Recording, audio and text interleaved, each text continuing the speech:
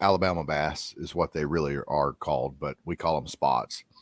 Lake Norman is a clear water lake, and spots tend to take over the clear water lakes a lot faster than they do the nutrient rich lakes. They've been in Lake James now for about 7, 8, 9 years, and they're going to continue to reproduce.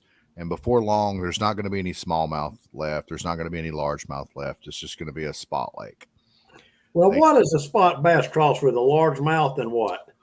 We call them spots, but they're technically called Alabama bass. They're their own entity.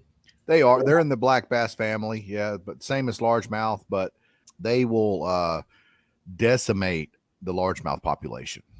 Especially in a clear water lake, they'll take it over pretty quick. Lake Norman's not a herring lake. We got alewives and we got some blueback herring, but they don't even make up 10% of the bait population, the forage population on Lake Norman. Lake Norman's majority threadfin shad, like 85-90% threadfin shad. Somebody stocked Lake Norman with spotted bass or Alabama bass. Here we are 25 years later. It's not good. There's no more largemouth. I mean, largemouth make up like 5% of the black bass population on Lake Norman. When I first started striper fishing, even the bass fishermen hated spots.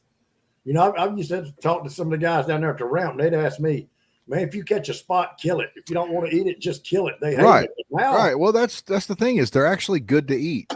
Yeah, but now they're like everybody. When Hartwell went to shit, a lot of the guides, the striper guides and hybrid guys, they went up to Joe Cassie. I meant to Kiwi, guiding for spots because there were like so many of them.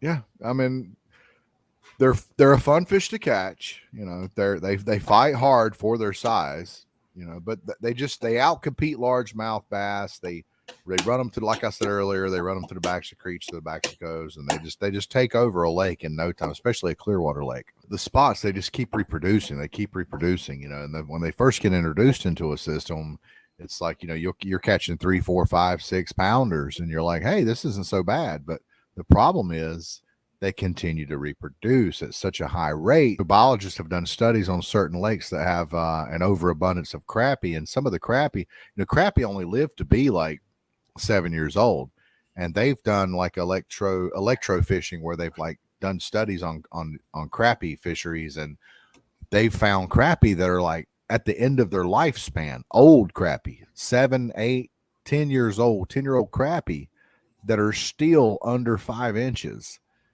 So it is definitely a thing. They will get stunted if there are too many of them, and that's the problem when it comes to the spots or the Alabama bass.